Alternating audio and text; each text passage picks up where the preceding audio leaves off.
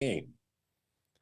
All right, ladies and gentlemen, welcome back to the My Family Thinks I'm Crazy podcast. And with me today is quite a guest, like no other. This man has put together a film, well, several films, but in particular, one film that we'll be discussing today, as well as a excellent book that we'll be talking about as well. Bart Sibrel joins us for the first time here on the My Family Thinks I'm Crazy podcast. Bart, how are you today, sir? Welcome to the show. I'm doing good, Mark. How about yourself? I'm doing well. I'm doing well. I'm excited to get into this. Recently, there's been some sort of revelation, some deathbed confessions, and while we hopefully will get to that later on, there's a whole story here that we have to get into. And of course, you've written a book about it, Moon Man: The True Story of a Filmmaker on the CIA Hit List. And there's a film that goes along with that. A funny thing happened on the way to the moon. And yeah, I don't blame you for feeling, a little like, I don't know, hesitant about revealing that kind of info. And maybe since certain people have passed, it's safer for them and you to discuss this now. But before we get into that, when did this all start? It sounds to me like, from what I've heard in previous interviews, you've been fascinated with the moon from a young age, or at least with space travel, or what we're told is traveling through space. Yeah, my father was in the Air Force, so I always lived near an Air Force base. In fact, I was born at Wright-Patterson Air Force Base, which is known for having some secrets, allegedly. Of course, practically every military base does. And so I grew up around high-tech airplanes and suborbital airplanes. And so when they allegedly walked on the moon in July of 1969, I was 4 years old, asleep in bed, actually.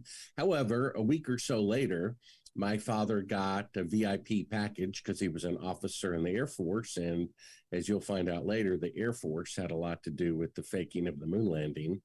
He got a picture of about 29 by 12 color prints of Apollo 11. And so it was a cherished gift of mine for most of my youth, put it right up on the bedroom wall in a prominent spot, kind of like you could say a shrine of sorts. And of course, to the mind, if they really are on the moon, and the starkness compared to Earth and the clarity of the pictures, it's kind of a mesmerizing thing.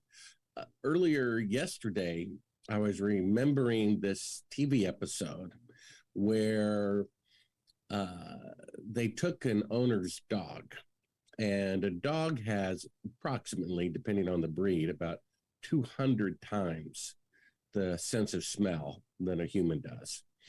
And they put on a mask on another person that was identical, very high quality mask of their owner. And the person who was not their master, but wore a face mask identical to their master's face, walked, into the room, and the dog got super excited and jumped all over this person who was not their owner because of the visual, meaning that their greater sense, their 200 times greater sense of smell, because to a dog, different people smell dramatically different. So the dog sense of smell being 200 times greater than its sense of sight, the sense of sight was still the winner anyway. There's something different about that. And so, really, as human beings, we're supposed to have a great brain. And logically, going from never being in space to walking on another planet in 8.5 years is really illogical, really, if you think about it. And yet our senses were overwhelmed, overcome by this visual. And so was I as a kid. So you can imagine, between the age of 4 and 14, 10 years, seeing these pictures of allegedly men on the moon every day. That means I saw the pictures 3,650 times. So that's a lot of imprinting, or you could say brainwashing, right? So I remember seeing this TV show when I was 14 years old. It was called the News Magazine program. It was nationally syndicated. And they had on their program a gentleman by the name of William Casing, who worked during the Apollo program at NASA for 6 years. And he had very high security clearance. And he read a memo that said the odds of going to the moon on the first attempt with 1960s untried technology was 1 in 10,000 chance, meaning they're virtually going to kill the crew. I mean, virtual guarantee. And he's like, well, then how did they go to the moon? Right. So he figured out that it was a bluff. And so the first notion, Mark, it kind of caught me as an open minded 14-year-old. And so I'm like, oh, never thought about that. Let me go back to my bedroom wall right after the show. And there they were up on the wall. And I start looking at them. And actually, in the first publication of pictures, which is that packet from 1969, and if you could find a textbook or book about the moon landings from the library or on eBay that was published in 1969 or 1970, the pictures are different than what they show today. They've color corrected the ones today because the soil of the moon is actually a caramel brown color. And as you can tell from the Chinese probes, which I believe are genuine, it's caramel brown. And in the original pictures, they're caramel brown. Now, in the ones you see at NASA's website and that they print now, the soil is grayish blue so that it matches the grayish blue backgrounds, which were fake. So in my pictures, you had this caramel brown real dirt and then this grayish blue background. And you could see a pretty clear straight line going across left to right where the fake soil ended and where the, real soil ended and the fake background began. Now, I'm a filmmaker now and would later become a filmmaker. And in my opinion, if I were faking it, they're standing in most of the pictures really close to the fake background, which I would not do. I would put the background as far away from the camera as possible and have the subject in the fake, moonsat stand as close to the camera and as far away from the background as possible. But they're standing really close to the fake background, like 3 or 4 or 5 feet in a lot of the pictures. So it makes it easier. And so I saw that as a 14-year-old and I'm like, isn't that interesting? And then fast forward another 10 years and I'd become a filmmaker. So I'm 24 years old. My job as a filmmaker is to make fake scenes look real. And that, that you could call it that sand in my oyster in my brain is still there. Kind of like, I wonder about that.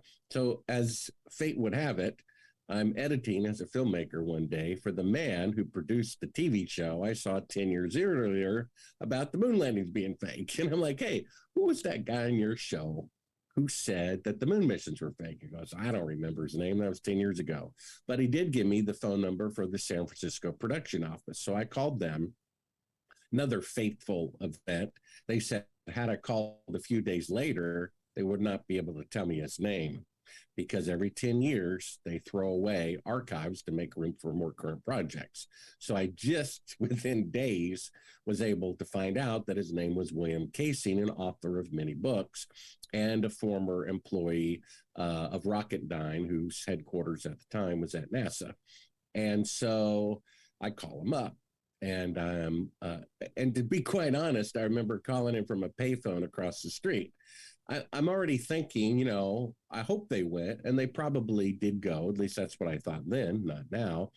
But I'm thinking, in case they did fake it, what would I do if I were them? I might have killed Bill Casing and put a proxy in his place so that people with juicy information would come to him as the prominent whistleblower who published a book about the fake moon landings. And so I'm like, well, just in case, let me call from a payphone. And after a couple of minutes or seconds, really, you could tell from his grandfatherly nature, he was the genuine article. We start talking on a regular basis, and he's like, hey, Bart, you're a filmmaker. You should do a documentary about the moon landings being fake. And I'm like, oh, let me think about that. And I did a lot of research and pretty much took 6 months off, paid myself a salary for 6 months to just research whether the moon landings were real or fake. And I came upon many odd things. You can really prove that the moon missions are fake by one picture, which you can see for free at Sibrel, Sibrel.com. My book, which just came out, has 16 video links. So it's kind of like an interactive book. I write a chapter and I say, hey, now go to link 2 so you'll know what I'm about to talk about. Well, link 1 is a 3-minute video I made about why, very simple. In 3 minutes, I can show you why the moon missions are fake. And 1 is a picture from the alleged last mission to the moon where an astronaut shadow is going in the 12 o'clock direction and a rock about 5 feet away is going in the 9 o'clock position.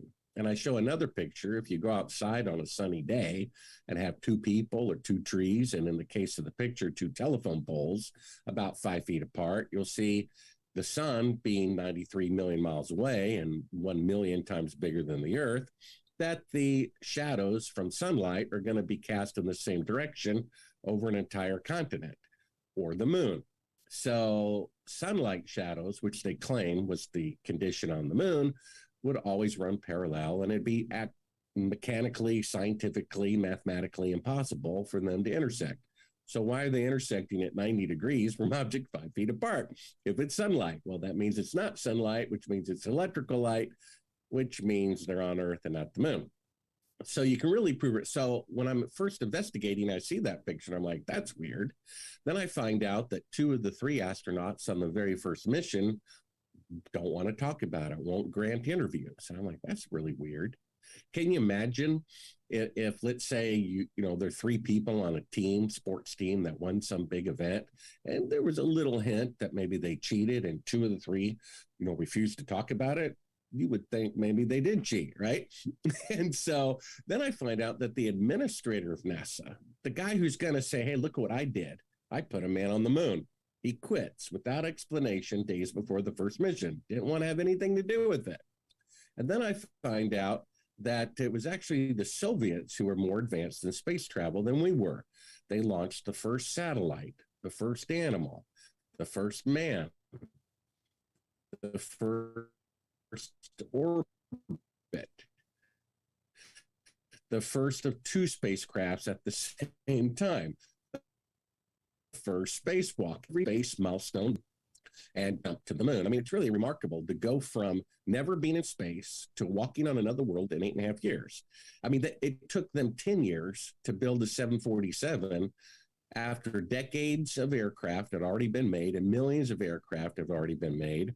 It took them 168 attempts to get a 747 off the ground after they made the fuselage. And yet, the most complicated mission ever done with 10 years older technology than the 747 worked on the first occasion. In fact, it's the only time NASA ever set or met a schedule that they set. It's the only time. In 2014, they swore that they would have people, orbiting the moon in a spacecraft 4 years later in 2018. Well, 8 years later, they have mannequins orbiting the moon, not men. I mean, why is it that only mannequins can orbit the moon today, but 50 years ago, you can play golf and drive cars on the moon, you know? And so you can really prove that. So you can prove the moon landings are fake with the shadows intersecting at 90 degrees. And you can prove the moon landings are fake by the scientific and historical fact that you can't have greater technology in the past and in the future. Because today, the farthest that NASA can send a human being into space is 250 miles to the space station, and the moon is 1,000 times farther. So they had 1,000 times better technology 50 years ago when all of NASA combined had 1 millionth the computing power of a cell phone. They had greater technology back then than they do today 50 years later. So that proves it right there. So I'm investigating this and I'm like, boy, this just doesn't smell right, spiritually smelling, if you know what I mean. I don't know if you've ever been to a church and you can't quite put your finger on it, but you're like, something's not right here. I don't know what it is, the statues or what, I don't know, but it's like, run away, run away. So I'm like, you know, I start thinking, Mark, I'm like, you know, if they didn't go to the moon, then I start looking into it. And I kind of have this, you could say, relentless personality. I hate quitting, you know, before I get my goal. And I kind of like puzzles too, ever since I was a kid. I'm thinking, if anyone could get to the bottom of this, it might be me. But if they really didn't go and I start looking into it, that could be hazardous to my health. So, to tell you the truth, Mark, I turned down the project when Bill Casing, who worked there, who told me it was fake, asked me to make a film about it. I said, no, thank you. I'm like, I want to have a wife and family someday. Why should I risk my life for something Richard Nixon did 50 years ago? You know, Forget it. And then I had another client who's this, famous Christian musician. And I had a Bible next to my dictionary encyclopedia as a writer in case I need to look something up. I never read the thing. I always associated it with hypocritical preachers and religion. Didn't really want to have anything to do with it. So they said they'll get a script of mine to a famous Hollywood producer if I do them a favor. And the favor was they wanted me to read the Bible. So they gave me this, what's called a 1-year Bible, which divides the Bible into 365 calendar days, about 15 minutes a day. And the first year, I read the Bible all the way through. So over the next 5 years, I read the Bible 5 times from cover to cover. I started June 3rd, 1989, the day the guy stood in front of the tanks in China and said enough is enough to his tyrannical government. Now, after reading the Bible 5 times from cover to cover, I wasn't a Christian by any means, just ask anybody. But it did convince me that there is right and wrong, that I'm going to die anyway, and that it kind of seems logical you'd be judged for how you lived your life. I mean, if you're in a contest in the Olympics, you're judged or judges, right? It kind of makes sense. And I'm like, if they really didn't go to the moon and lied about it, embezzled billions of dollars, murdered people to keep it a secret, printed it on coins, held ticker tape parades, gave them medals of honor for lying, if they really did that, that's actually more historically significant than if they had actually gone. And I realized this is an important, profound truth that mankind needs to know if this is the case. So I changed my mind. Literally 5 years go by. I call back up Bill Casing and I said, I changed my mind. Well, as serendipity would have it, days later, I meet a multimillionaire who builds rockets for NASA who knows that it's fake, who gives me $1 million to produce these movies to prove that the moon missions are fake. Now, he wants to remain anonymous so his stock doesn't go down. However, he works basically at NASA and knows that it's fake, and he gave me the money to produce these movies. Now, a funny thing happened on the way to the moon, which you can watch for free at Sibrel.com. Took 7 years to produce, and I'm producing it under the theory it might be true that they faked it. I'm going to give them the benefit of the doubt. It's like you hear rumors that Kennedy had girlfriends, and I'm like, look, the guy's dead. He's not here to defend himself. I don't go there. You know what I mean?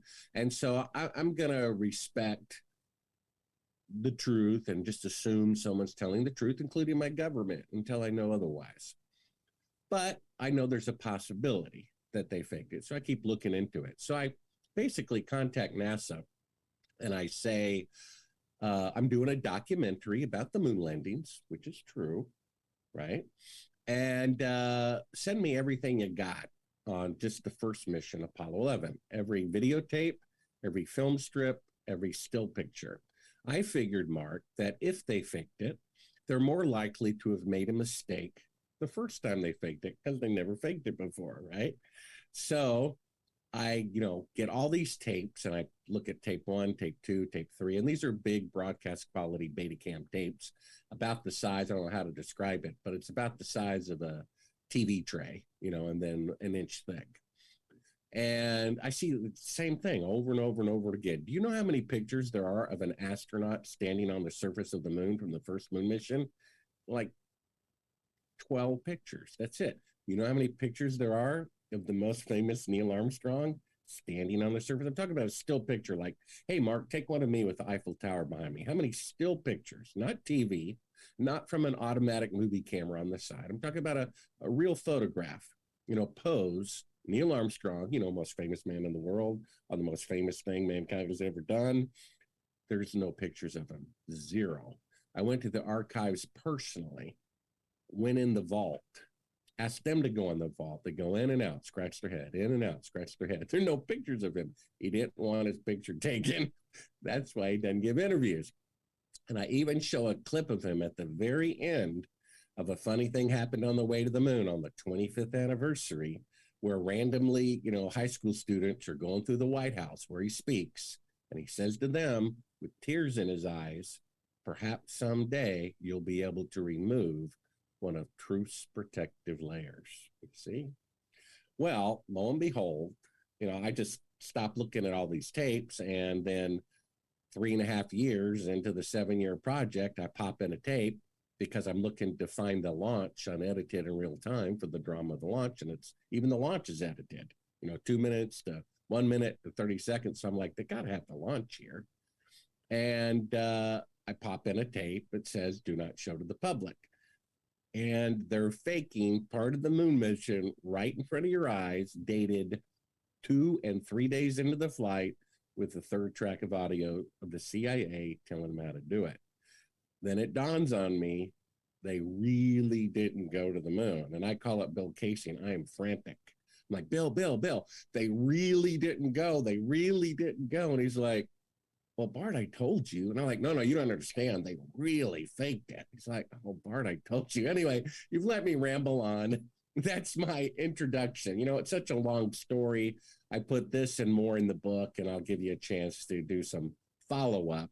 But basically, there's so much stuff I didn't put in the film because some people, including relatives of astronauts, knew I was correct and asked me to not put it in the film because they were pursuing their own legal course of action. And then there were things in the book that I didn't put that I could say now because some of those people are dead as well. But I'll let you ask a question there, Mark. Thanks for your time. No, thank you. And we do appreciate the long breath. I don't ever feel like you're rambling on. This is all valuable information. I do have a question to ask, or maybe more of a concept to share. This framing of reality that took place, as you mentioned, with the visual, with the photograph, and how they subverted the logical mind with something as simple as a doctored photograph. And what you were just describing is another example of this, let's say, altered perception, where they're able to give you a foregone conclusion or a prior conclusion, and then present something that's supposed to be evidence of such, so then you just automatically are right in line with their prerogative, which is to show you evidence for, some kind of falsity, really. And in the book, you show this image of what looks like sort of the inside of what we're led to believe is a spaceship, and you say how the camera is so far away from the window. If you were taking that shot inside of a spaceship, you would want the camera right up against that window to get the best shot possible, but rather they have it almost 2 or 3 feet away. It makes me think that there's something in the window, like a slide projector that's just a photograph of the Earth, or an artist's creation of what we're supposed to think the Earth looks like from that position. And yeah, can you elaborate on that? Because it seems like no matter where you look in this story, they're using that tactic of framing reality and altering perception. Yeah, well, the footage I uncovered is of the crew of Apollo 11 pretending to be halfway to the moon and creating a 1-foot model. And the lights come up and it's a 1-foot model. It's not the Earth floating in space. They allegedly are halfway to the moon. Neil Armstrong says for the part they intended to broadcast, we're 130,000 miles out. Interestingly, I didn't point this out in the film, but in the unedited version that I got, right before he says that, he says, Houston, how far do you have us out?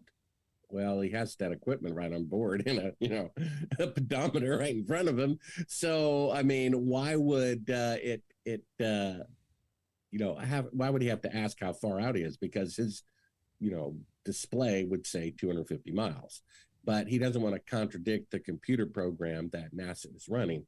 So basically, he says that he's 130,000 miles out, which he's not. He's still in Earth orbit. And what a surprise, 50 years later, they still can't send people beyond Earth orbit. That's why there's mannequins on the Artemis rocket. And he explains that to get this shot, imagine just like a black screen with the little blue tennis ball sized Earth in the middle of it. They're trying to show here we are halfway to the moon looking back. And he explains, as it would have to be, the lens of the camera is right up against the glass of the spacecraft window to shoot that Earth far away. Well, we have the unedited version of them doing the shot over and over again because it's a special effect shot. The camera's really at the back of the spacecraft. All the lights are turned out, and several feet in front of it is a circular window with part of the Earth outside of the window because they're in Earth orbit. But it looks like from turning the black wind, putting black all around the circular window, you see, which looks like a little bit of the circular Earth. It looks like the Earth floating in space. And then we have the CIA basically telling them not to answer NASA immediately when NASA says hello or ask them a question. They count off 4 seconds first to create this fake impression that the radio signal had to go out halfway to the moon and then come back another 2 seconds. And we have that audibly heard on the tape. So we have them faking being halfway to the moon. Now you have to ask the question, if they really went to the moon, why would they be faking any of it? And if they're faking being halfway to the moon, it's because they cannot go halfway. They cannot leave Earth orbit. One of the clips at Sibrel.com is NASA's own Kelly Smith saying something that most people don't know, which is that high above the Earth, starting at 1,000 miles up and extending up to 30,000 miles thick, is a field of intense radiation that he refers to as dangerous. Well, it's not dangerous to unmanned probes, it's dangerous to people. And then he says, the technology necessary for a human being to go through that much radiation on a trip to the moon or elsewhere has yet to be invented. So how did they go to the moon exactly? Through the same radiation field with the technology that hasn't been invented yet. So that's why there's mannequins going through that radiation field today. And that's why the crew of Apollo 11 is faking being halfway to the moon, because they'd have to go through the radiation to be halfway to the moon, which would kill them. So we have all this proven on tape. And so you've got, the shadows intersected at 90 degrees, which would prove it in a court of law, though that can't be duplicated in sunlight, period. Then you have the logic that you can't travel 1,000 times farther into space 50 years ago than you can today, which is what they're claiming. Technology gets better over time. When the atomic bomb was blown up in 1945, just 10 years later, it was 1,000 times more powerful.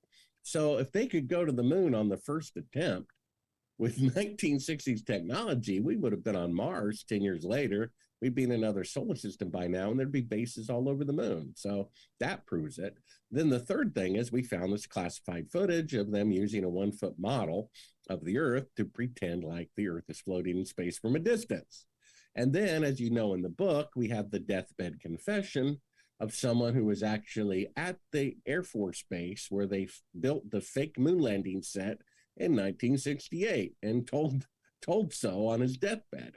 So we have pretty much 4 irrefutable proofs that they didn't go to the moon. You could even add a 5th one to the fact that they intentionally destroyed all the hardware, all the blueprints, and all the electronic diagrams, all the telemetry data as to where the spacecraft really was at the time, and all the original videotapes. They didn't lose them. Out of their own mouth, NASA says they destroyed them. So if you spent an equivalent of $200 billion to build a rocket that can go to the moon and back and go to the moon and back and go to the moon and back, why would you destroy that? I mean, maybe you should have done that with the atomic bomb, but did they destroy that technology? No, of course not. The B-52 is 70 years old, and there's 200 of them still in the United States Air Force. So why would they build a technology that can so easily go to the moon and back and then destroy it, and the blueprints and the diagrams and the original videotapes of them allegedly on the moon? If you really went, you would never do that. And if you committed a fraud, that's exactly what you would do. You see, so the fact that they destroyed everything is actually proof of the fraud. Because if they really went, that's the last thing they would do to a $200 billion investment. So, I wish the moon missions were real and we would live in a better world and we would have a better government. But that's just not the case. And so, if you have cancer, do you want to know? And the American people need to know that their bank accounts are being robbed, right? If you don't pay the IRS, they take it from your bank account. They do. They take it. And they're using that money not only to deceive you about that and who knows what else, they actually use that money to hire CIA agents to murder your neighbors who try to expose their crime. Now, this is not my opinion. This is the opinion of murdered Apollo astronauts whose relatives told me so, that their Apollo astronaut husband and father came home from work one day and said, honey, for some strange reason, the CIA is all over the launch pad today. I wonder why. Very next day, he's dead. Okay. So that's not my opinion. He was murdered by the CIA. That's the dead man's wife and son's opinion. So they're murdering Apollo astronauts who did not cooperate with the fraud. You see? And my person who gave a deathbed confession, which is in my book, what I did not publish in my book is that he personally killed somebody to cover it up. And that's actually what he wanted to confess before he died, to hopefully be right with God. He murdered a friend who was going to go to a reporter and tell the world that they faked the moon landing at his Air Force base because he thought it was morally wrong. This man who gave us this information was the chief of security at this Air Force base. And he either took it upon himself as that job description, or he was ordered to kill this friend, coworker who was going to blab. That's why he killed them. Now, you don't make up that I murdered somebody on your deathbed as you're trying to get right with God. And that was actually the more important thing you wanted to confess. He said the reason why he did it was to cover up the moon landing fraud. So now we have 6 proofs. We have an eyewitness testimony, you see, of someone who was there when they filmed it at his Air Force base. And all of this is in my book, Moon Man, the true story of a filmmaker on the CIA hit list, which is an audio. I read it or Kindle or print at Sibrel.com. And it's kind of like my final statement on the matter. So hopefully after 2 decades of working on this, I can move on to something else. Mm-hmm. Yeah, and you've done quite a lot of effort to push this forward to the people, and I have no doubts about it. And I hope folks listening, if they're hearing this for the first time, really sit back and consider those 6 proofs that you just went through. And I'm sure if they go through the work you did to track this down, they'd come to the same conclusion. But I want to go back to this insinuation made by Neil Armstrong at that speech you mentioned. He talks about truth's protective layers. And I wonder, after looking at all you've seen, who do you think they're protecting? Because it doesn't seem like they're protecting us, the American people. It seems like they're protecting themselves, and they're racketeering, all this tax money away from the American public to, go on this, who knows what black budget facade, whatever it's financing. It's obviously not financing space missions because we can't get past the Van Allen belt. So, do you think it's just corruption and greed, and they're just robbing the public blind, and that's what they're protecting themselves from? Or do you think there's something deeper, something darker? I mean, you did talk about this being possibly a spiritual war. What are your thoughts on that? Well, it is interesting that mankind's greatest accomplishment, which is putting a man on the moon, is a complete fabrication. And Richard Nixon had the audacity to say, when he knew they were not there, that putting a man on the moon was the greatest event since creation, right? You know what they said about the Titanic? The ship that God himself could not sink. You see? So there's a spiritual thread here going on between mankind's greatest boast. First, it was the Tower of Babel, which the Bible says was made simply to boast that that nation's building was taller than their neighboring nation's building. Never finished. Titanic, never finished. Moon landing, never happened. You see, each time it's allegedly the greatest thing man has ever done. And each time it's actually not done. Isn't that amazing? So I think there's a spiritual lesson here for mankind. I think it would be a good thing for the truth to come out. I know there's a lot of controversy over who shot JFK, but regardless of who did it, he's dead. And there's a lot of controversy over who did 9/11. But whoever did it, 3,000 people are dead. In this particular incident, the lie is positive. It's giving candy to a screaming child. People were protesting the Vietnam War. They gave them a pep rally. They could guarantee the moon landings are successful by faking it, right? I mean, you can guarantee it. And trying to take that candy away, you see, people resist it. I talked to a professor at an aerospace university. I showed him all this proof right in front of his eyes. They're faking part of the moon mission. Oh, they went anyway.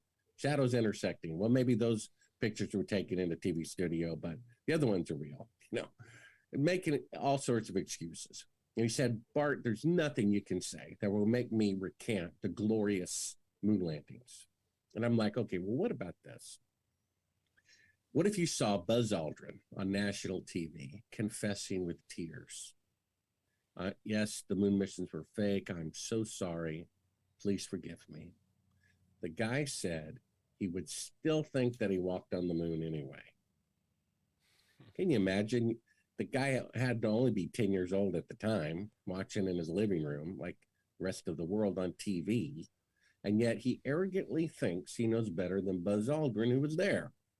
I mean, that's the state of mind. One of the examples I use in the book, Moon Man at Sibrel.com, is something that happened to me many times and will probably still happen to me.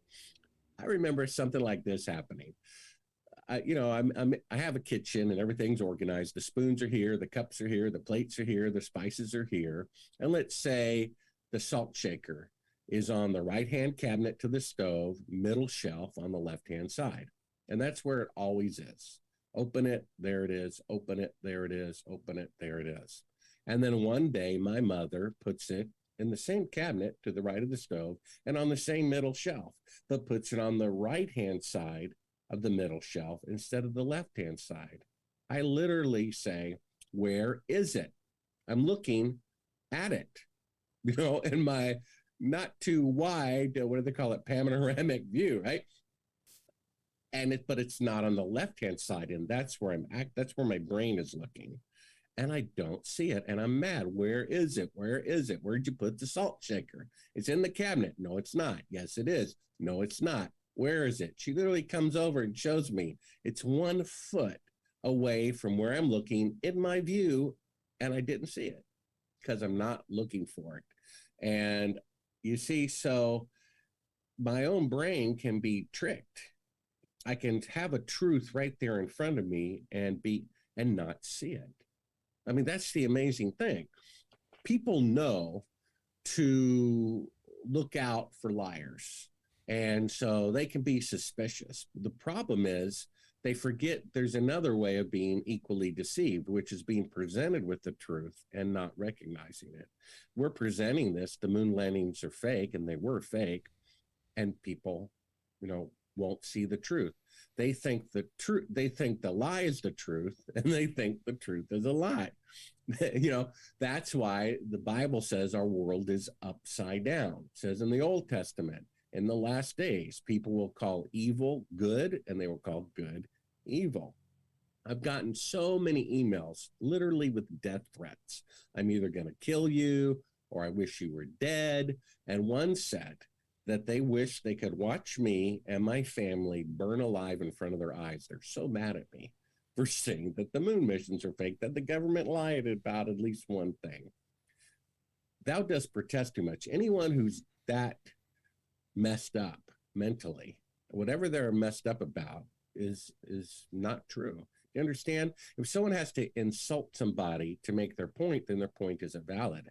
And if you're to the point of homicide because someone, disagrees with you, then what you believe is false. I mean, it's proof right there in the Yeah. spiritual emotion of what you're going through. Well, it gets So, wrapped up into people's identities. I'm sure, this is something that happened in my lifetime with 9/11. People got so upset about what happened that when you presented them with the possibility that it was an inside job, they took it as an insult to their country, an insult to their own patriotism, something that they, rehearse every ball game and every holiday with their hand over their heart.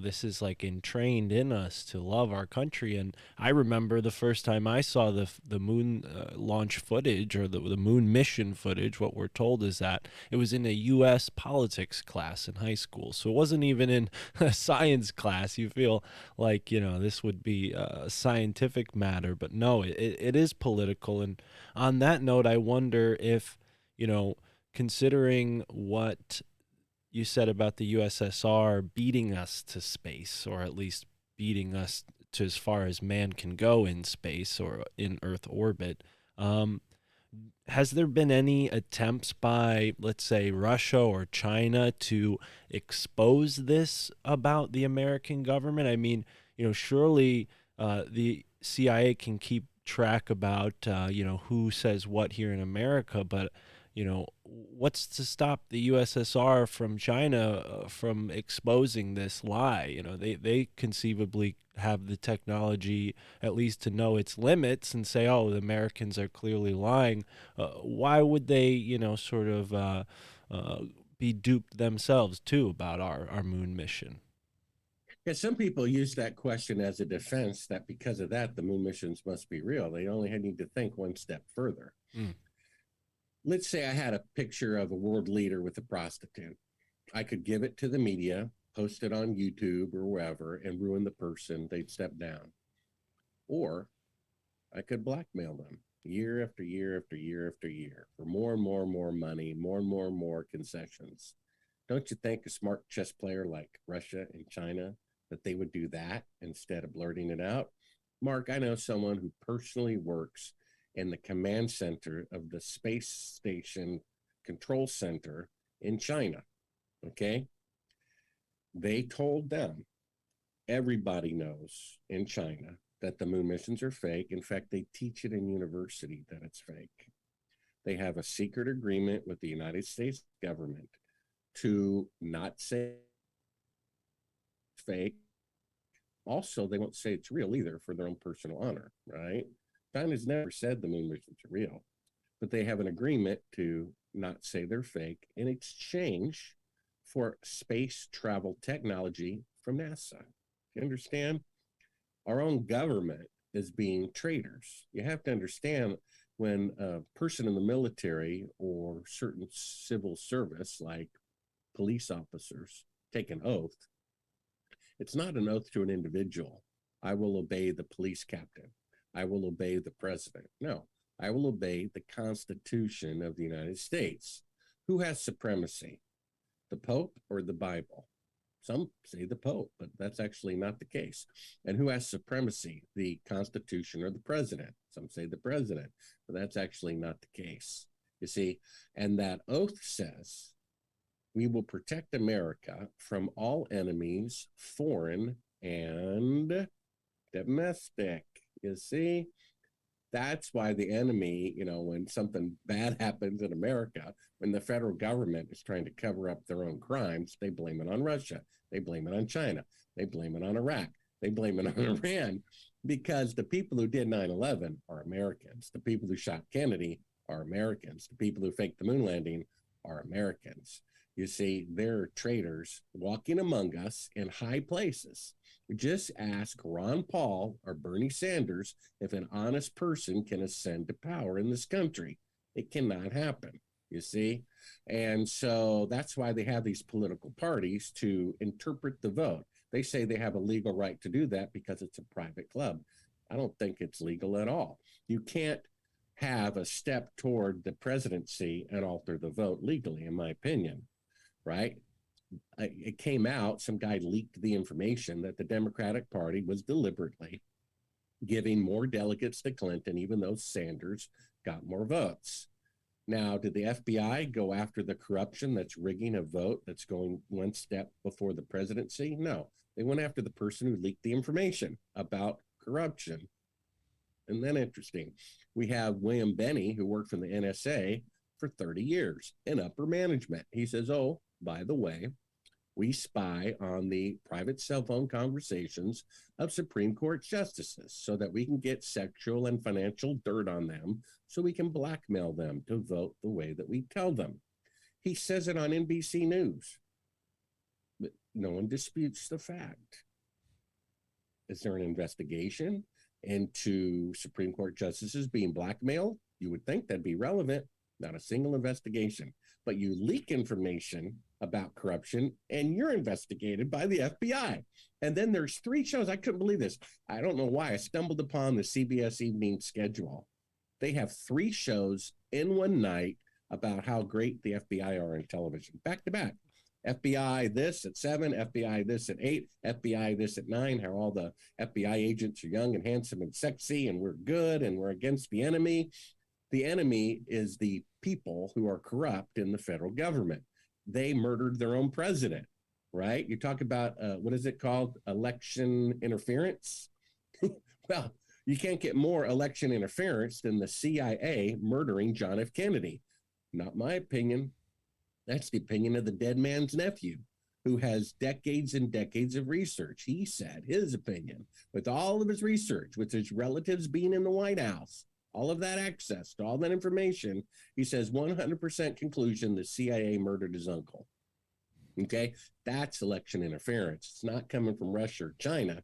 It's coming from the corrupt people in the federal government who duly elected John F. Kennedy they didn't like because he was going to clean house and get rid of him. So they got rid of him first. It's not the first time that happens. It's in the Bible. The word conspiracy is in the Bible. People conspired, it uses the word, to kill king after king after king after king that they didn't like, right? And according to the Bible, it seems like, I think it's something like 19 out of 20 kings, 95% of leaders were corrupt. How about that? I think it's gotten better or worse, you see? And it's gotten worse. Everything improves over time, everything. Telephones and internet connections and automobile engines. And yet, for some strange reason, longevity in the United States is going down. And fertility rates are down 65%. So how can we be getting less healthy if technology is going up? Unless it's intentional. You see? And the people who run the world have said out of their own mouths, their goal is to lower the population by 94%. So do you think it's a coincidence that fertility rates are down 65%? Really? They did a study at random like a month ago, and they found nanoparticles in every cadaver they examined, or 90% of them, in their lungs, in their heart, in their liver. Where did these nanoparticles come from? Suddenly they appear. Anything that suddenly appeared in the last 2 or 3 years, I wonder. And then an interesting little side note, they were much more rampant in males. Huh. Now, men and women work side by side. They live side by side. They travel side by side. The technology is so good. You see, only one woman, a woman can only get pregnant with one baby at a time. And once she's pregnant for 9 months. But a man, theoretically, could impregnate 200 women, you see? So if you want to lower the population, you're going to focus on men more than you are on women, right? And so it was men who had this toxicity in them, you see? And don't think that the people who run the world, who openly say, there's a guy, he's like the assistant to the World Economic Forum, which has 666 right in its logo, slightly hidden, but right there for all to see. 666, look at it. Look up the World Economic Forum logo and see if you can see 666 in it. It's pretty easy once you look for it. And the guy who's like advising the leader of that, which is one of the world leaders, says repeatedly, multiple times over the last couple of years, things worse than Hitler said. I can't believe it.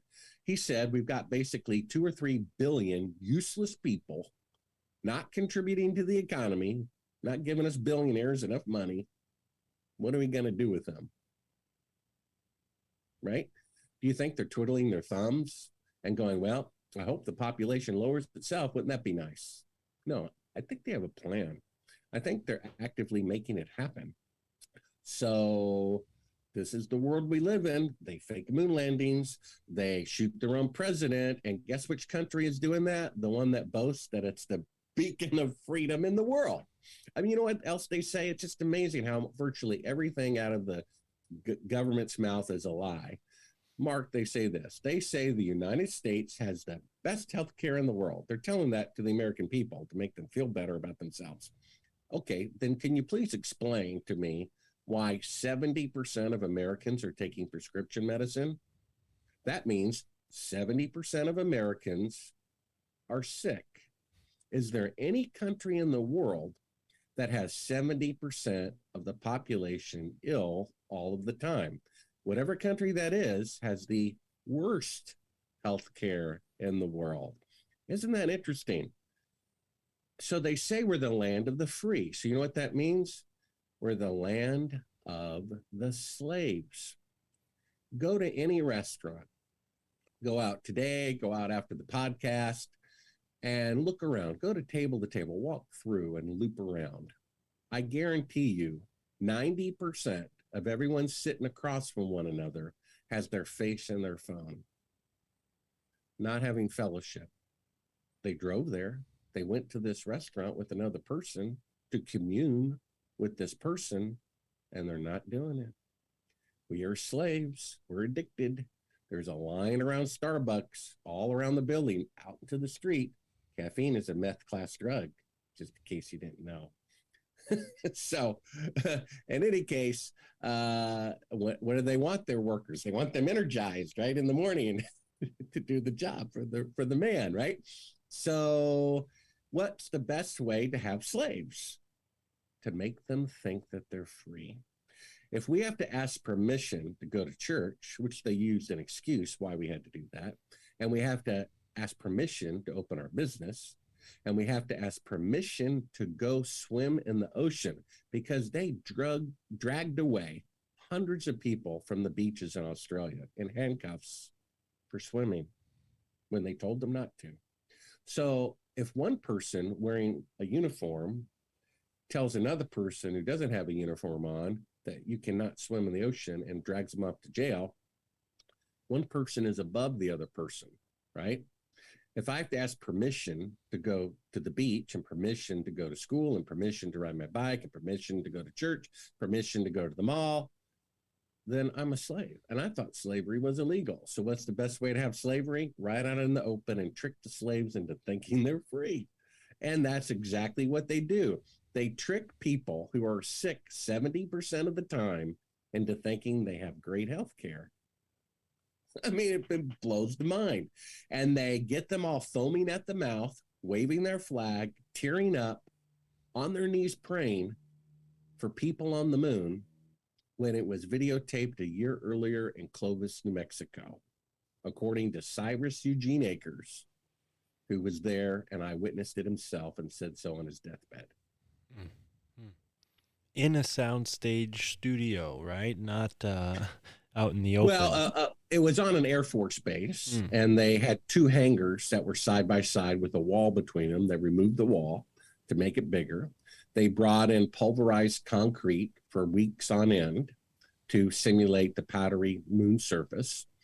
And he stood beside President Johnson, who was there the first day of filming, June 1st, 2nd, and 3rd of 1968, while they filmed the fake moon landing at Cannon Air Force Base. Now, my father was in the Air Force, you may remember me saying, and I never heard of Cannon. I had to look it up. It's tiny, which is great. Fewer eyewitnesses. And then every branch of the military has their special ops intelligence division, right? guess where the Special Ops Intelligence Division is located in the United States Air Force? It's at Cannon Air Force Base. And then President Johnson gave my source, Cyrus Eugene Akers, who was chief of security of the entire base where all the Air Force's secrets were kept, right? He gave him a list of 15 people who were allowed in the visitor's door to observe. And he gave that list to me, which I published in my book. Some of these people are still alive. And when I confirmed this information with the guy's surviving son, government agents broke into his house, took everything, all the documentation about his father working at Cannon Air Force Base. And a couple of days after that, they met him face to face and said, if he ever talks to Bart Sibrel again, they will kill him and his family. This was less than 2 years ago. So the reason why the book Moon Man at Sibrel.com is called Moon Man, the true story of a filmmaker on the CIA hit list is not only because of that. After I made A Funny Thing Happen on the Way to the Moon, I guess from watching, courtroom dramas as a kid, I thought, well, why don't we just track down some of these guys, put a Bible in front of them and say, why don't you swear to God you walked on the moon, right? See what they say. Well, I got a bunch of interviews with Apollo astronauts, went in their homes, sat down, paid them $2,000 an hour. All of them asked that. All of them ask. It's like some, price fixing. They will only talk about the moon landing for $2,000 an hour. Okay, well, we paid it. We have a millionaire, right? And so we set up, a chair. We light him and put a wireless microphone on Ed Mitchell from allegedly walking on the moon in Apollo 14. And I put a TV monitor beside him, and I film him in the TV monitor. And I show on the monitor the fake footage of the 1 foot model of the Earth. The guy looks at it. He's like, where did you get this? He turns beet red. He starts cursing at me. He says, the interview is over. I start packing up my equipment, and he literally kicks me from behind. He's so angry that I have footage of the fake moon landing. Well, you can imagine, a little startled. So, in that condition, I forget that he has a wireless microphone on him. And of course, the camera guy is probably freaking out more than me, and he forgets to hit stop recording. So while the astronaut and his son, after that happened, minutes later, are inside their house with the door closed, having their private conversations with a wireless microphone clipped to them, and they forgot to. My camera guy, who forgot to hit stop recording, has the camera in the back seat of the rental car, and we're about ready to go. So we're unintentionally recording the private conversations of an Apollo astronaut and his son in their home. Well, we're professional film, and every interview, we had a written transcript of it done by a secretary. And, we'd get them 2 or 3 months later because we did a bunch of interviews. So like 3 months later, Mark, I get this call from the from the film secretary. And she's frantic. Bart, do you know what they were talking about before you U-turned and went back to get your valuable microphone, in their house? I'm like, I don't know what. She says, they're talking about calling the CIA to have you killed. I'm like, yeah, that's funny. She says, no, Bart, they're talking about calling the CIA to have you killed. And I'm like, yeah, that's funny. She says, Bart, you're not hearing me. They're talking about calling the CIA to have you killed. And I'm like, really? She says, really? So I get out the tape and I pop it in, my very expensive, humongous VCR, broadcast quality tapes. And sure enough, they're talking about calling the CIA to have me killed because I have this tape that proves the moon landings are fake. Now, if they really went to the moon, and I'm some silly person who thinks it was done in a TV studio, why would the CIA care? Unless they really didn't go, and I really do have proof of it. So that's actually the 7th proof that they didn't go to the moon. Because why would the CIA have to be called to kill me or to threaten to kill my source if they really went to the moon? Right. And when did this take place? How recently was that? Well, my source was threatened with death if he ever spoke to me again less than 2 years ago. Wow. And the incident with Edgar Mitchell, that happened a while ago. Astronauts Gone Wild, I think, came out in 2003. A lot of people have heard of the astronaut punching the guy. Well, I'm the guy. And the reason why he punched me is because I put a Bible in front of him and said, why don't you swear to God that you walked on the moon? And he refused to. And he said I was doing this for publicity. I'm like, you got to be kidding me. You're the one going around saying you walked on the moon as often as you can for publicity. I mean, the guy sells at Sotheby's auction a coin that he claims was in his pocket on the moon when he never was there for $250,000. And he accuses me of being a detention seeker. I was like, what are you, out of your mind? Yeah. So I called him a liar, a coward, and a thief, and he took offense and punched me. So, I later apologized for speaking to him disrespectfully, even though he is a liar, a coward, and a thief. I've been a liar, a coward, and a thief. And the Bible does say to correct or rebuke an older man gently, and that was not gently. And then the Bible also says, thank you, my friend Jimmy, who brought this to my attention, don't take an oath. Just let your yes be yes and no be no. Apparently, oaths have to do with pagan, Masonic, satanic rituals. In fact, one of the earliest books in the Bible talks about the fallen angels getting together, taking oaths, and there was an oath in the New Testament to murder Paul, right?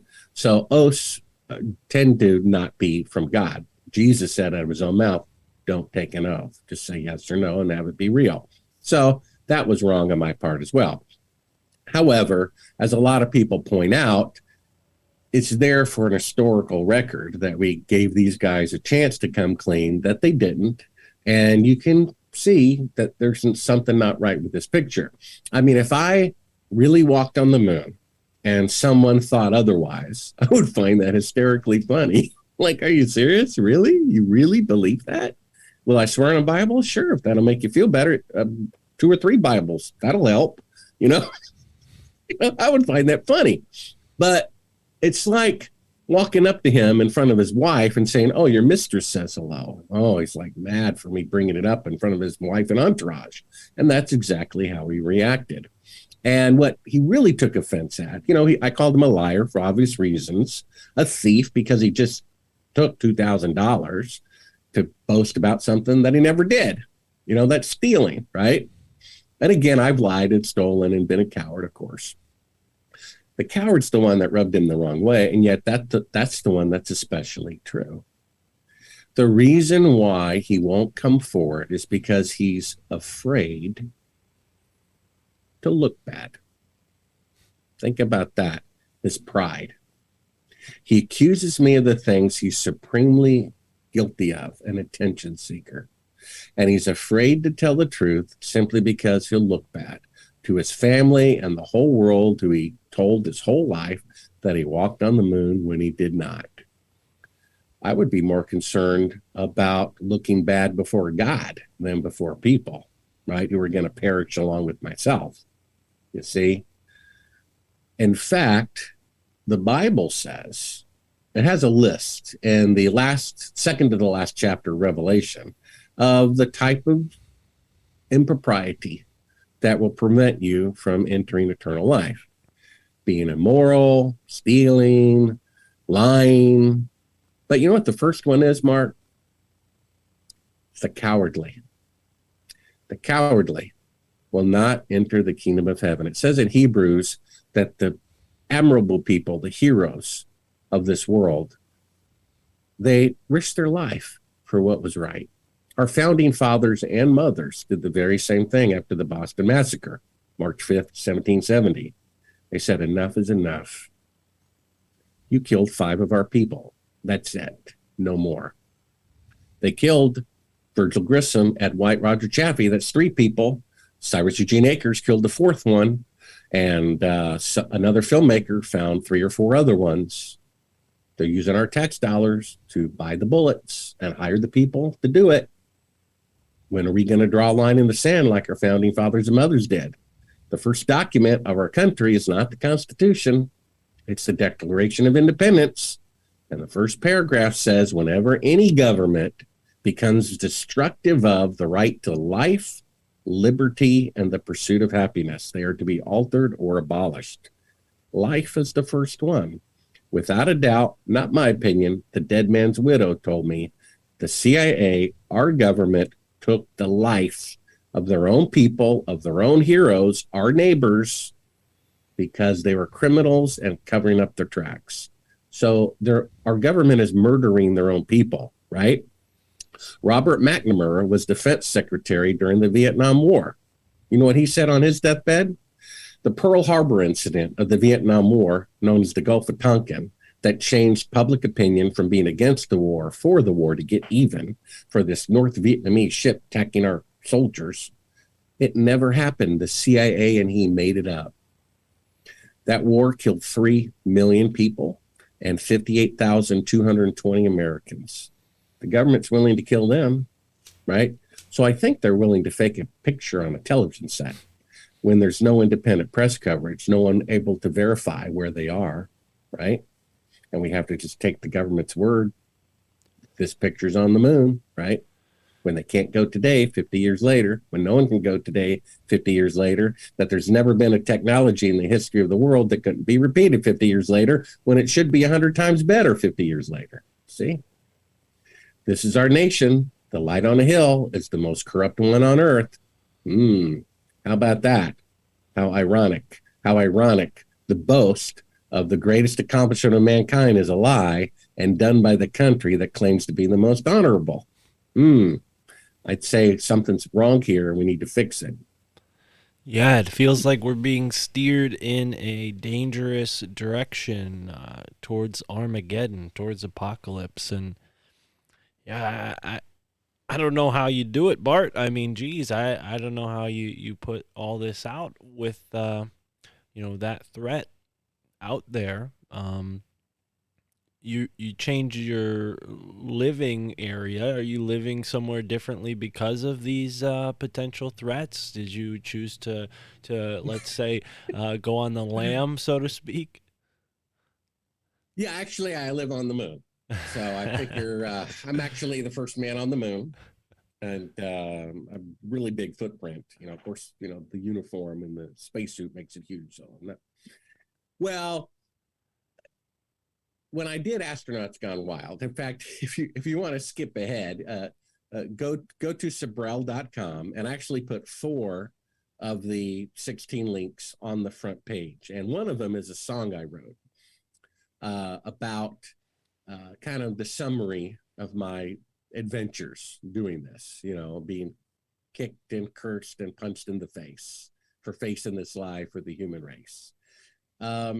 When I changed my mind and decided I was going to do this anyway, and that it was worth dying for, because this is not only morally wrong, what they did, it's an important historic truth that if mankind doesn't become aware of this, we're going to be in big trouble, because these murdering criminals, are going to continue murdering their own people, right?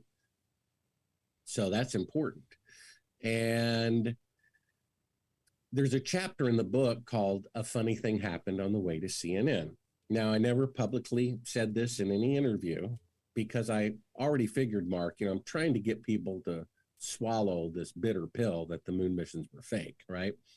Mark Twain says it's easier to fool somebody than to convince them that they have been fooled. And so I'm already doing this difficult job. And I thought, well, I don't want to go into the zany things that happened when I found the classified tape, including phone calls being interrupted, being literally followed, being literally kidnapped and drugged by the CIA when I was trying to get the tape of classified footage of fake moon photography to CNN, literally surrounded by government agents on the doorsteps of CNN to prevent me from getting the tape to CNN, which I guess at that time was still owned by Ted Turner and somewhat honorable, right? Before the CIA bought it, by the way.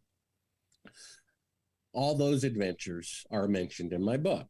Never talked about them before because I thought, it's crazy enough to say we didn't go to the moon. Let's stop there and see how we do on that one first. But I thought, well, I'm putting this behind me. I want to go on to making fictional, inspirational films, hopefully.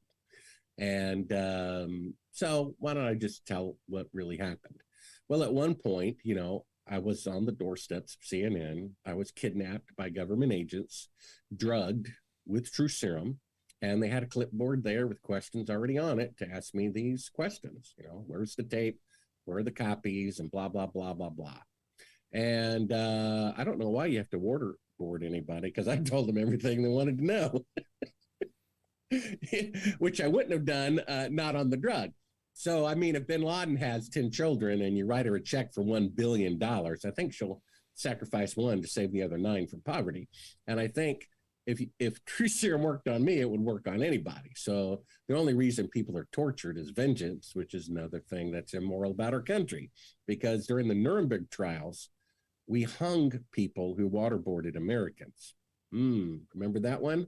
We hung people who waterboarded Americans after World War II. And now we're doing it to other people and justifying it. We called Pearl Harbor a sneak attack. But when we start a war without cause, we call it a preemptive strike. But when they do it to us, it's a sneak attack. See, we say it's wrong when they do it and right when we do it. Is that a godly country? I don't think so. So, in any case, believe it or not, I escaped their custody, made my way back, hours and hours away to my hometown, peed in a cup. I said, I got him. I'm going to prove that I was drugged by a truth serum that only the CIA would have access to. So I said, I got him. So I peed in a cup. And just in case, I labeled it apple juice, just so no one would find it. And I gave it to a friend to take to a lab in his name, not mine. And I did all this communication, not on the telephone. So I'm thinking, I'm going to get this done.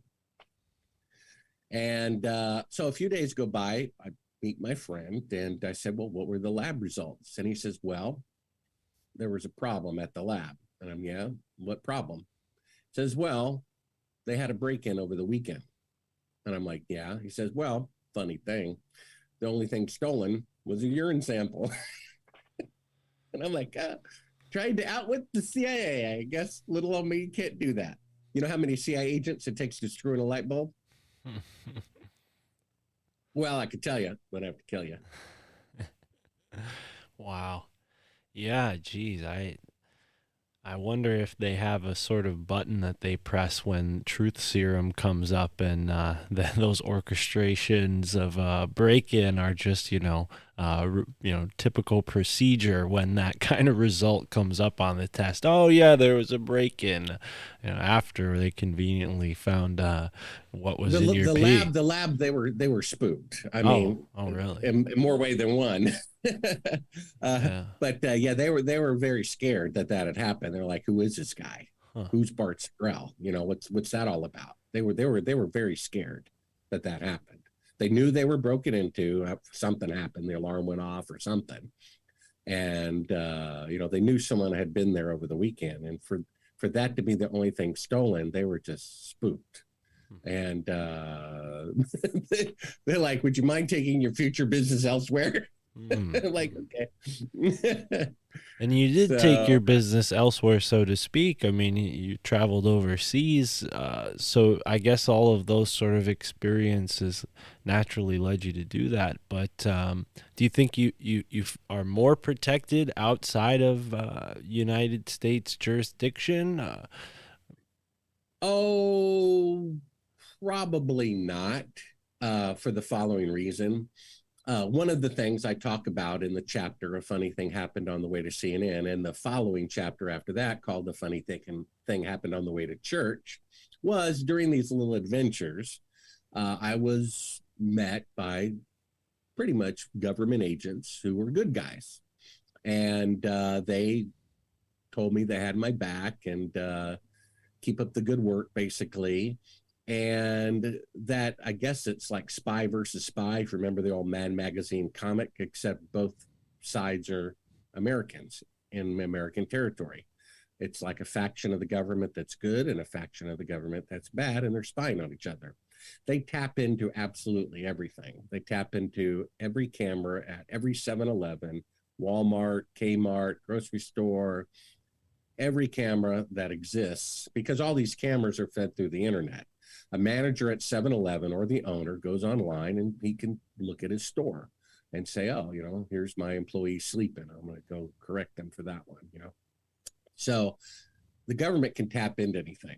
both the good and the bad guys. So the good guys basically told me, don't encrypt anything, don't be too secretive, or maybe only the bad guys will know, and the good guys trying to, keep an eye on you and help you won't know. So just do everything out in the open. Now, because there's more surveillance cameras here in America, the good guys have an easier time keeping up with me. So if I travel to a country with less surveillance state, I would think I'd probably be more susceptible to something.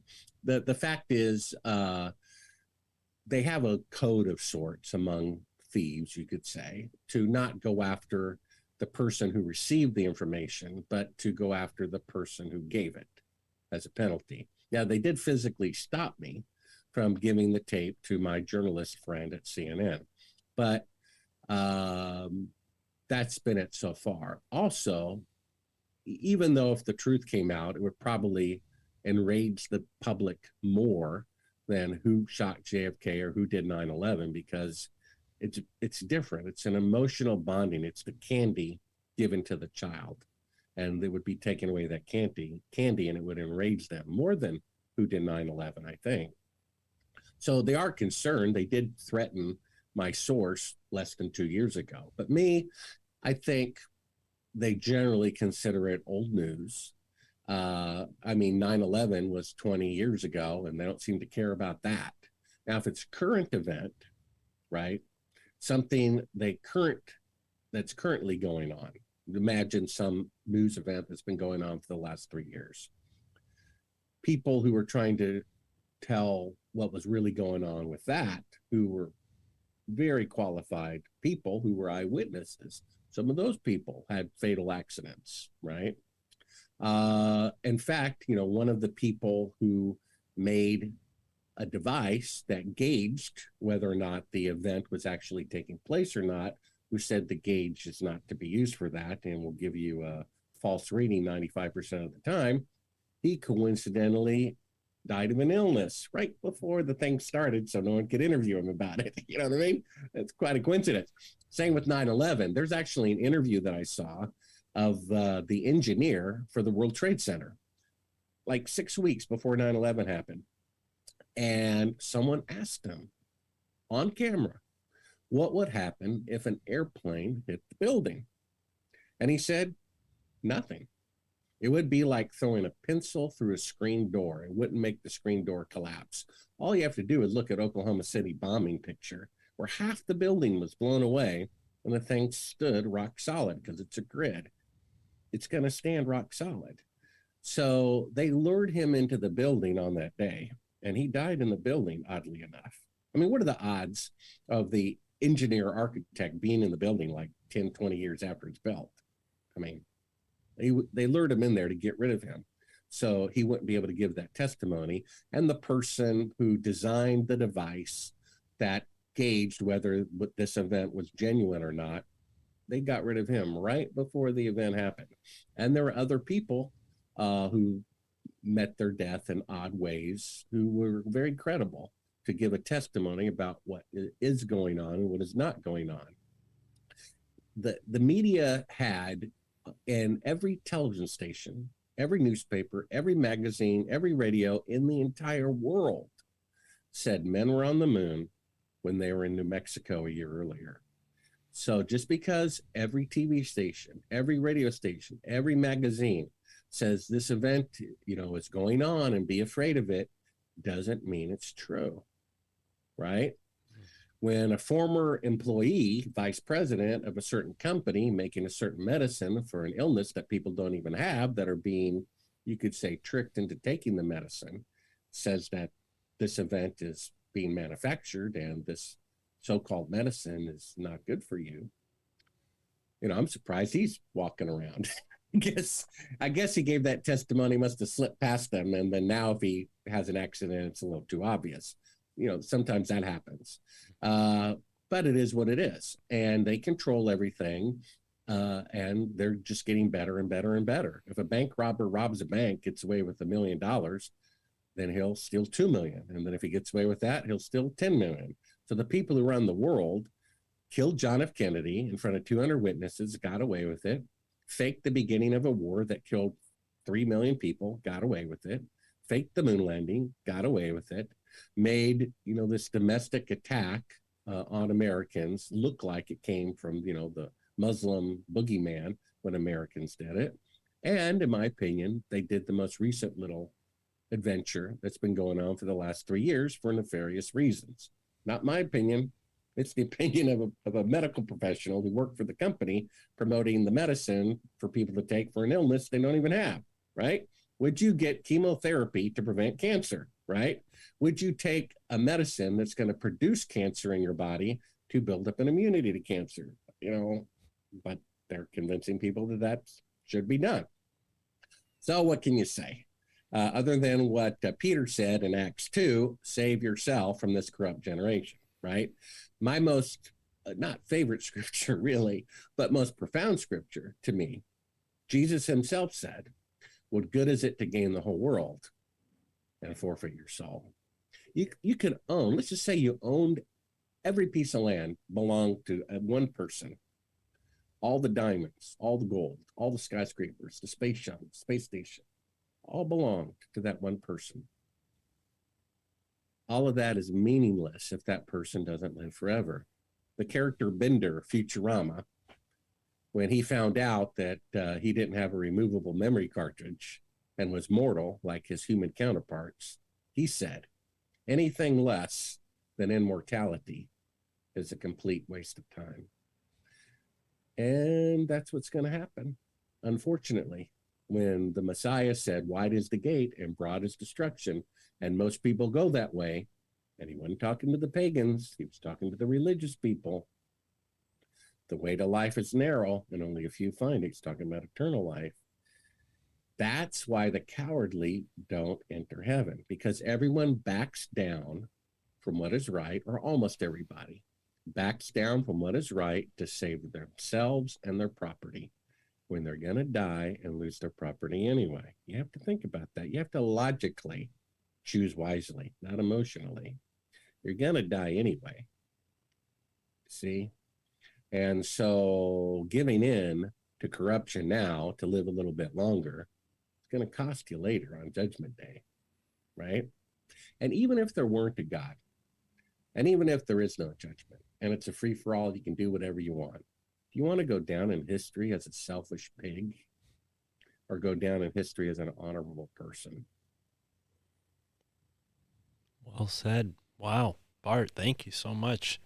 I really appreciate that sentiment. And I think this is inherently a part of why, as you just illustrated, they've faked everything from the official story of what happened in JFK to the official story of 9/11 and so on and so forth, because they're managing consensus reality in order to maintain this power structure. But I was wondering, as you were saying earlier, about this sort of depopulation, to the same vein of what you're saying about immortality. What's the point? What's the point for them to remove 95% of the population if they themselves are mortals? It seems like species suicide, so to speak, or humanity sort of self-destructing, right? And why would the elites want to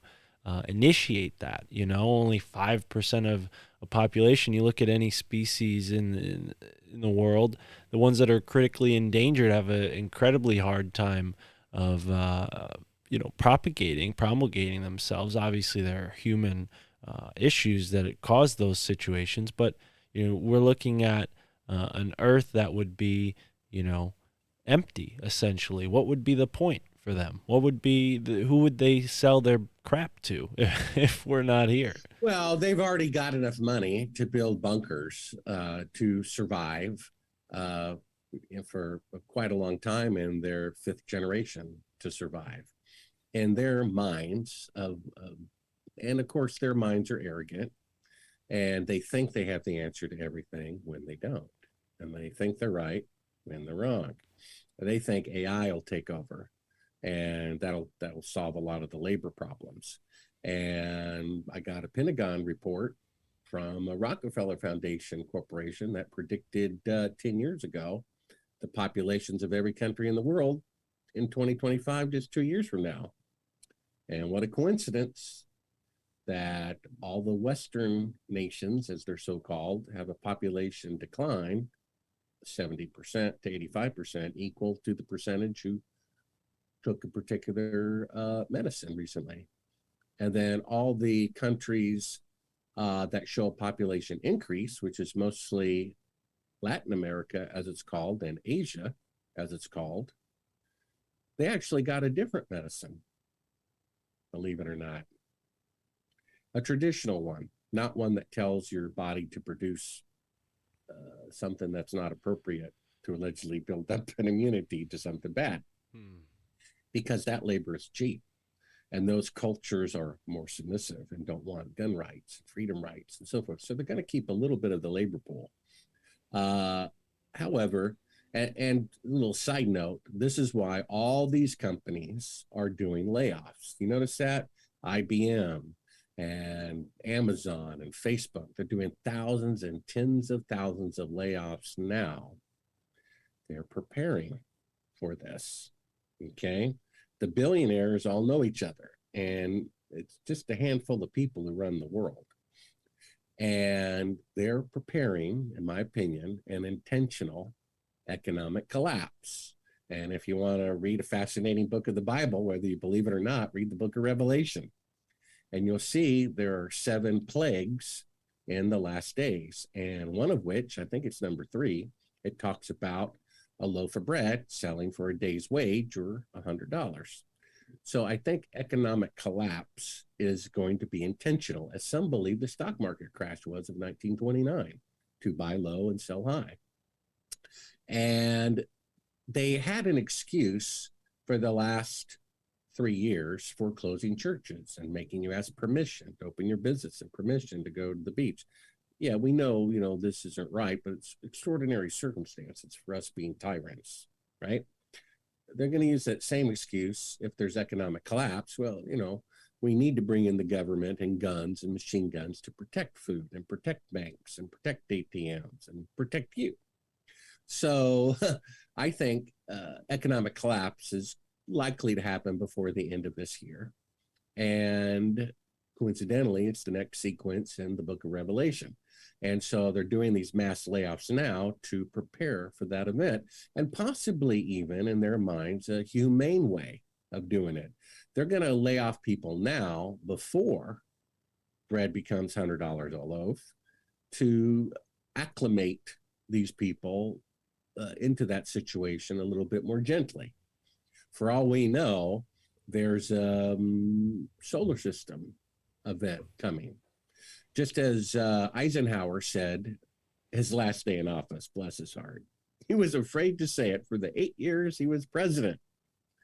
January 19th, 1961, General Eisenhower said, oh, by the way, before I leave the presidency for 8 years, look out for traitors in our own government who are taking over the country. Good luck, Kennedy. Then Kennedy did something about it. Look what happened to him. Eisenhower knew better than to even warn us about it until his last day in office. Well, Homeland Security Director Janet Napolitano said something really interesting. Her last day in office. You know what she said? She said a natural disaster is coming that has never happened before in the United States of America. And whoever has to deal with it is going to need a big bottle of Tylenol. Well, there's actually 3 clues there. You see, something's coming, and they're preparing for it. They're preparing for it by training us over the last 3 years to submit for an emergency.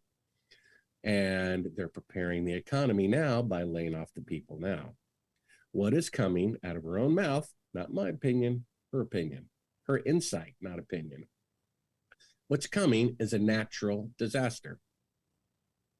What's coming is a natural disaster that has never happened in the 247 years of America, where we've had volcanoes and earthquakes and hurricanes and floods. And most importantly, it's a natural disaster that somehow you could know about years in advance. You can't predict an earthquake, you can't predict a volcano, but you can predict a comet, an asteroid, and the passing of a rogue planet, which they suddenly discovered are commonplace, and every solar system has at least 2 of them. Planets the size of Jupiter passing through a solar system and pulling planets out of orbit. What a coincidence. Isaiah says, chapter 13, verse 13, about the last days, that one of the tribulations for mankind will be that the earth will be moved out of its place. I write an article about this at Sibrel.com. Put the link beneath the video, scroll down halfway. There's an article about Planet X and an interesting discovery that Gil Broussard pointed out to me.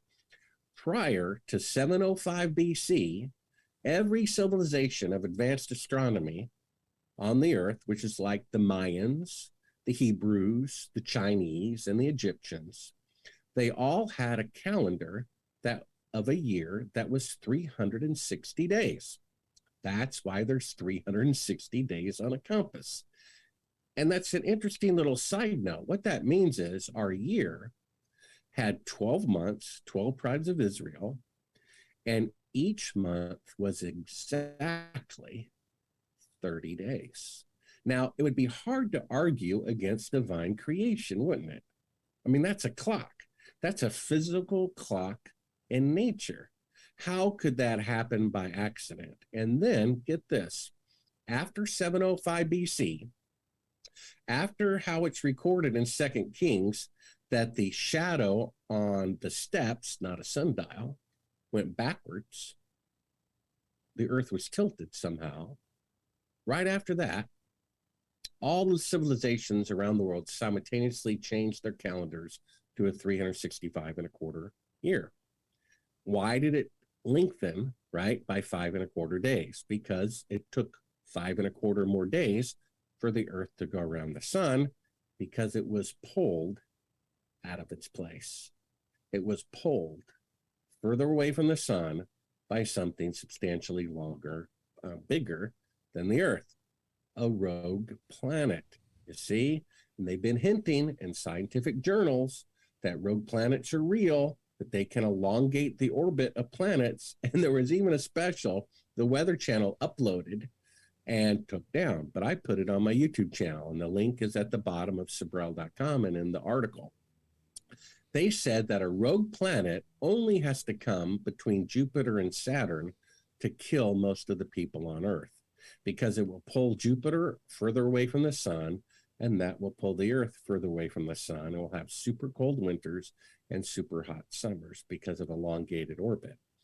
So I think that, or a comet or asteroid, is heading our way. Just like Janet Napolitano warned, it's a natural disaster that has never happened in America, and a natural disaster that, because of the mathematics of orbits, you could know about years in advance. I believe that they are reducing the number of people on the earth intentionally in advance of that event, so that it will be less of a shock when those climatic things happen. And instead of half the world dying in 1 year, they will get rid of half of the people in advance of that, so that it will be less of a shock on society, because they like society too. They want to travel and eat in restaurants and so forth. That's my opinion. I wrote an article. It took me hundreds of hours to write and research at Sibrel.com. Just click down halfway, and there's one about rogue planets. So, little side note, NASA would know about that stuff, and the last thing they're going to do is tell us the truth about it, right? They lied about the moon landing. For all we know, they lie about probes on Mars, and who knows, they would probably lie about Planet X2 or a comet or asteroid. I mean, would they really, come on, would they really say, hey, you guys, an asteroid's heading toward Earth on this date, get ready? No, of course not. Kidding? They want to lower the population, and they would prefer not going down in history as the next genocidal Hitler. So what about just stepping back, not telling anybody, and let Mother Nature do it for them? And that way they can say, well, we didn't do it. you know, but they also didn't warn people when they were supposed to. And back to them being mortal, you know, when someone's obsessed with something, if you don't believe in God, all you have is this earth. And if you're obsessed with wealth or sex or alcohol, that's your life. You're in now. You're in now land, and you're always in now, and you don't really think about the future. You think about now and keeping now going, keeping being rich and in control, you know, going. And in their minds, there is no afterlife, I guess. A lot of people who run the world may think that. And so they're going to build a better world for their children, not our children. Because when they want to lower the population by 94%, I suspect they're not in that 94%. What do you bet? Yeah.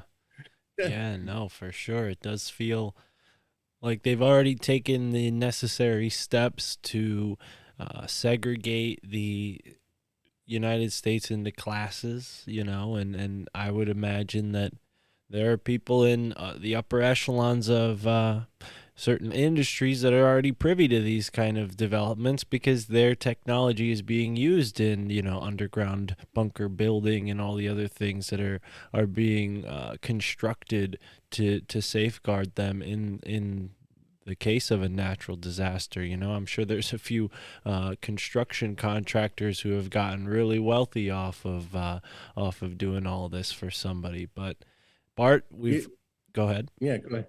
You're about to conclude, and thank you because I've got to go. But let me say one thing. This is in the Bible. It actually says in the book of Revelation that in the last days, the world leaders will go into caves and holes in the ground to escape what is coming upon the earth. Jesus said, the stars will fall from the sky like ripe figs. I think that's a meteor shower. And Jesus said one of the signs is that the seas would be tossing and turning. They already toss and turn every day, 20 feet tide. If planet X is 7 times bigger than the Earth, that's 30 times bigger than the moon. That's going to make the seas toss and turn. You see that? So something's coming, and there's a telescope, the most powerful telescope in the world that happens to be an infrared telescope, which is the only way you can see a rogue planet, in Arizona, run by the Jesuits. And it's called the Lucifer telescope. And a Jesuit on his deathbed said they're tracking an object that is going to play a significant part in world history in the last days. I think they're tracking planet Lucifer. You see, if planet Lucifer came by in 705 BC, it destroyed the testimony of divine creation. You see, it destroyed the inarguable proof that God made the solar system, right? Now 1 month is 29 days, and one is 30, and one is 31. You see, it's symbolic of that. And why would a church call anything Lucifer unless a telescope is tracking planet Lucifer? My personal opinion, you can read about it at Sibrel.com. Get my book on audio, Kindle or print if you want to hear about the moon landing fraud, and all the links to watch all this stuff are for free at Sibrel.com. Wonderful. And all of those links will be in the description. So, folks, please do go and check that out. And onward with courage, folks. I think Bart stirred up a lot of feelings of wanting for courage in my life and to take a step forward into the now courageously so that we don't end up on the wrong side of this maybe incoming last judgment. So with that, folks, immerse yourself with courage wherever you are in the now. MFTIC. Yeah. Broadcasting the moon matrix from the lunar surface. They want you confused, like you never knew your purpose. Hopping through the portals, dismantling the machine. My family thinks I'm crazy, I can't believe what I've seen. Memories of a war, the Pleiadians and Anunnaki stuck within the genes of a copy of a human body. DNA fractal, the universe within me. Epiphanies of science is hoarded by the Illuminati. Puppet masters know the power of the the mantra, repeating mad lies till it has an effect on ya. Subliminal messages hijack your perception, tricking the population with holographic projections. We see through it. The system is unraveling. I'm astral traveling through the library of the Vatican on a sacred journey. I embark with the squad, forever spitting truth like Mark on the pod. Gotta know the facts, never hold back, cause I ain't getting caught up in the soul trap. I dissect the fabric of reality, looking for the answers, searching through the galaxy. You might be feeling stressed out. Depression, anxiety is no measure of health. To be well adjusted to a sick society. You don't even know how powerful you are. We the ones who gonna expose the whole facade. I awoke in a deep underground military base. Zero recollection of how I got to this place.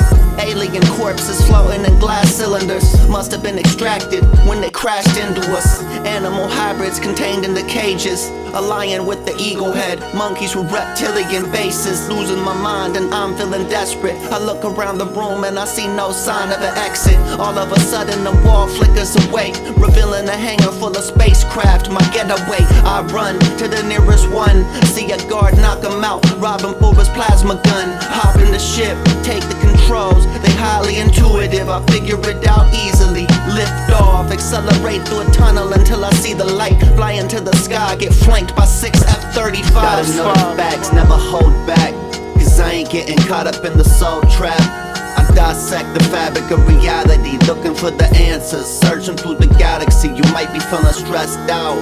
Depression, anxiety is no measure of health. To be well adjusted to a sick society. You don't even know how powerful you are. We the ones who gonna expose the whole facade.